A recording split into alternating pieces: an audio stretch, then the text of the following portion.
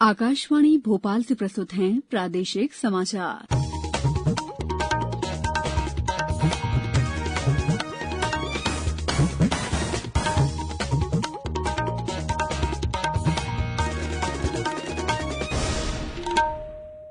नमस्कार, समाचारों के साथ मैं दीपा सिंह। पहले मुख्य समाचार। प्रधानमंत्री नरेंद्र मोदी कल आकाशवाणी से मन की बात कार्यक्रम के जरिए लोगों के साथ अपने विचार साझा करेंगे। देश में 70 लाख से अधिक लोग कोविड-19 संक्रमण से स्वस्थ हुए। प्रदेश में भी 1.5 लाख से ज्यादा मरीज हुए ठीक। राज्य में 28 सीटों पर होने वाले विधानसभा उपचुनाव के लिए चुनाव प्रचार चरम पर। मतदाता जागरूकता के प्रयास भी जारी। प्रदेश के बिगड़े वन क्षेत्रों के सुधार के लिए निजी निवेशकों को दिया जाएगा जिम्मा। और प्रशासनिक दिशा निर्देशों के साथ मनाई जा रही है महाअष्टमी। अब समाचार विस्तार से। प्रधानमंत्री नरेंद्र मोदी कल सुबह 11 बजे आकाशवाणी पर मन की बात कार्यक्रम में देश विदेश के लोगों के साथ अपने विचार साझा करेंगे। ये कार्यक्रम आकाशवाणी और दूरदर्शन के साथ आकाशवाणी समाचार की वेबसाइट www.newsonair.com और news on AIR mobile app पर भी प्रसारित होगा। मन की बात कार्यक्रम का आकाशवाणी, दूरदर्शन समाचार, प्रधानमंत्री कार्यालय और सूचना तथा प्रसारण मंत्रालय के यूट्यूब चैनलों पर भी सीधा प्रसारण किया जाएगा। प्रधानमंत्री नरेंद्र मोदी ने आज गुजरात में 3 महत्वपूर्ण परियोजनाओं का वीडियो कॉन्फ्रेंसिंग से उद्घाटन किया। उन्होंने अहमदाबाद में सिविल अस्पताल परिसर में देश के सबसे बड़े हृदय रोग चिकित्सा संस्थान UN Mehta institute of cardiology and research centre का उद्घाटन किया। श्री मोदी ने कहा कि किसान सूर्योदय योजना से किसानों के जीवन में खुशहाली आएगी। उन्होंने कहा कि ये परियोजना शुरुआती तौर पर गिर सोमनाथ, पाटन और दाहोद जिलों में लागू की जा रही है। इस परियोजना के अंतर्गत तीनों जिलों के 1055 गांव के किसानों को सिंचाई के लिए दिन में बिजली उपलब्ध कराई जाएगी। किसान सर्वोदय योजना न सिर्फ राज्य के किसानों को सुरक्षा देगी, बल्कि उनके जीवन में नया सवेरा भी लाएगी। किसानों को रात के बजाय जब सुबह सूर्योदय से लेकर के रात 9 बजे के दौरान 3 फेज बिजली मिलेगी तो यह नया सवेरा ही तो है।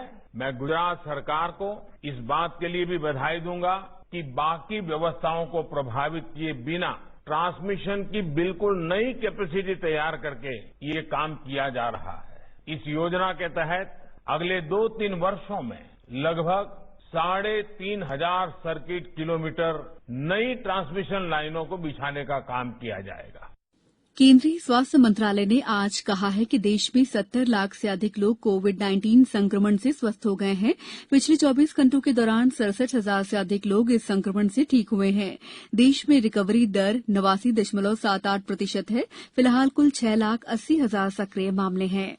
इधर प्रदेश में अब तक 1,51,000 से अधिक मरीज कोरोना को हरा चुके हैं। प्रदेश में कोविड-19 से उबरने वालों का औसत 90% से ज्यादा हो गया है। छिंदवाड़ा से हमारे संवाददाता ने बताया कि जिले में 1,705 मरीज कोरोना संक्रमण से मुक्त हो चुके हैं।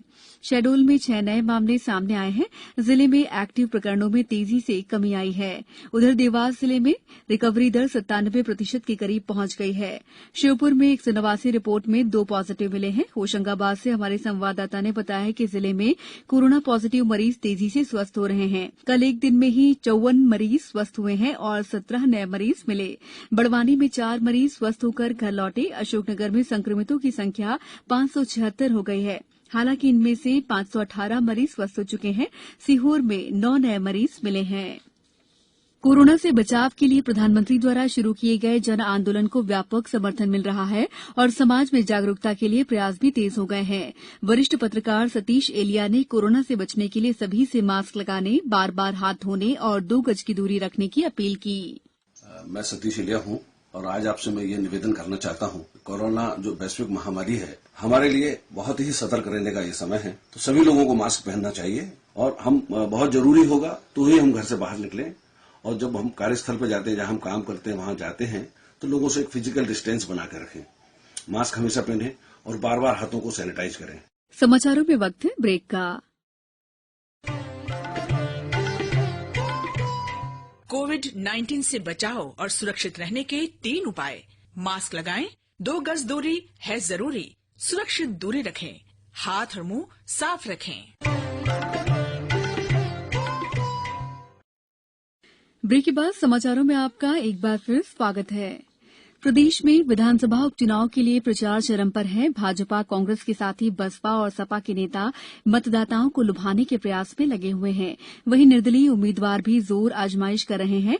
मुख्यमंत्री शिवराज सिंह चौहान और केंद्रीय मंत्री नरेंद्र सिंह तोमर ने आज मुरैना जिले के अंबाह में पार्टी प्रत्याशी कमलेश जाटव के पक्ष में जनसभा को संबोधित किया। उधर पूर्व मुख्यमंत्री कमलनाथ ने मुरैना और खंडवा जिले के मांधाता विधानसभा क्षेत्र में पार्टी प्रत्याशियों के लिए वोट मांगे।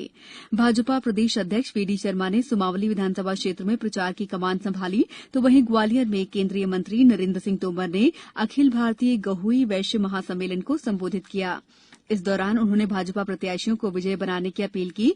पूर्व कृषि मंत्री सचिन पायलट 27 और 28 अक्टूबर को ग्वालियर चंबल संभाग में कार्यकर्ताओं की बैठकें लेंगे। पूर्व मंत्री सज्जन सिंह वर्मा ने सिंधिया समर्थक इमरती देवी के ताजा बयान पर चुटकी लेते हुए भाजपा को नसीहत दी।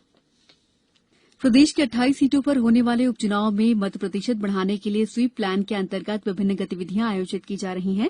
आगर मालवा में जिला प्रशासन द्वारा जनपद पंचायत परिसर में मतदाताओं को जागरूक करने के लिए सेल्फी प्वाइंट बनाए गए हैं।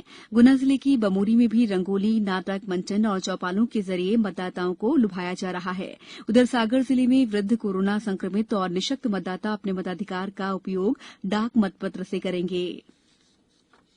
वन मंत्री कुंवर विजय शाह ने कहा है कि प्रदेश के बिगड़े वन क्षेत्रों को तेजी से सुधार करने के लिए वन विभाग द्वारा निजी निवेश को जिम्मेदारी सौंपने की अभिनव पहल की गई है। वन मंत्री ने बताया कि प्रदेश में 37,420 वर्ग किलोमीटर वन क्षेत्र को बिगड़े वन क्षेत्रों के रूप में वर्गीकृत किया गया है। 9 दिनों से चल रहे शक्ति की आराधना के पर्व नवरात्रि के आज 8वें दिन महाअष्टमी का पर्व प्रदेश में उत्साह के साथ मनाया जा रहा है। उपराष्ट्रपति एम वेंकैया नायडू, प्रधानमंत्री नरेंद्र मोदी और राज्य के मुख्यमंत्री शिवराज सिंह चौहान ने महाअष्टमी पर लोगों को बधाई देते हुए उनकी खुशहाली की कामना की है। कोरोना से बचाव के निर्देशों का पालन करते हुए लोग मंदिरों और झांकी स्थलों पर विशेष हवन पूजन कर रहे हैं। उज्जैन से हमारे संवाददाता ने बताया कि महाअष्टमी पर होने वाली शासकीय पूजा विधि विधान के साथ की गई। अनादिकाल से अवंतिका नगरी में महाराज विक्रमादित्य के द्वारा प्रारंभ की गई परंपरा का निर्वहन किया जाता रहा है और उसी परंपरा का निर्वहन आज कलेक्टर उज्जैन आशीष सिंह ने भी 24 खंबा माता पहुंचकर नगर पूजन के साथ संपन्न किया। और नगर पूजन करने के उपरांत कलेक्टर उज्जैन आशीष सिंह ने पत्रकारों से चर्चा के दौरान कहा कि उन्हें पूरा विश्वास है कि जिस प्रकार कोरोना महामारी से उज्जैन के लोगों ने लड़ाई लड़ी है और शीघ्र ही इस महामारी से मुक्ति भी मिलने की ओर हम अग्रसर हैं। माता का आशीर्वाद पहले भी रहा है और आज की पूजा के बाद मुझे लगता है कि बहुत जल्दी ही, क्योंकि बहुत जल्दी वैक्सीन भी आने वाली है, बहुत जल्दी ही इसका प्रकोप पूरी तरीके से खत्म हो जाएगा। आकाशवाणी समाचार के लिए उज्जैन से हेमेंद्र नाथ तिवारी। हमारी विशेष श्रृंखला अच्छी खबर के 68वें अंक में कल प्रादेशिक समाचारों में आप सुनेंगे सिंगरौली में एक शिक्षिका द्वारा शुरू की गई चलती फिरती लाइब्रेरी पर खास रिपोर्ट। अच्छी खबर में आप हर रविवार रूबरू होते हैं प्रदेश के किसी भी इलाके की उस खबर से जो सकारात्मक है और समाज को दिशा देने में मददगार हो सकती है। अब कुछ समाचार संक्षेप में। 31 अक्टूबर को प्रदेश में भी राष्ट्रीय एकता दिवस मनाया जाएगा। इस अवसर पर सभी शासकीय कार्यालयों में राष्ट्रीय एकता की शपथ दिलाई जाएगी। निर्वाचन कार्य में लापरवाही बरतने पर गुना पुलिस अधीक्षक ने विजयपुर थाने में पदस्थ एक एएसआई को निलंबित कर दिया। शहडोल जिले की नवगठित नगर परिषद बकहू में वार्ड आरक्षण की प्रक्रिया पूरी कर ली गई है। बड़वानी जिले में राष्ट्रीय लोक अदालत का आयोजन 12 दिसंबर को किया जाएगा। अंत में मुख्य समाचार एक बार फिर। प्रधानमंत्री नरेंद्र मोदी कल आकाशवाणी से मन की बात कार्यक्रम के जरिए लोगों के साथ अपने विचार साझा करेंगे। देश में 70 लाख से अधिक लोग कोविड-19 संक्रमण से स्वस्थ हुए। प्रदेश में भी 1.5 लाख से ज्यादा मरीज हुए ठीक। राज्य में 28 सीटों पर होने वाले विधानसभा उपचुनाव के लिए चुनाव प्रचार चरम पर, मतदाता जागरूकता के प्रयास भी जारी। प्रदेश के बिगड़े वन क्षेत्रों के सुधार के लिए निजी निवेशकों को दिया जाएगा जिम्मा और प्रशासनिक दिशा निर्देशों के साथ मनाई जा रही है महाअष्टमी। बुलेटिन के अंत में आप सभी से एक अपील, मास्क और 2 गज की दूरी, हाथ धोना भी है जरूरी। नमस्कार।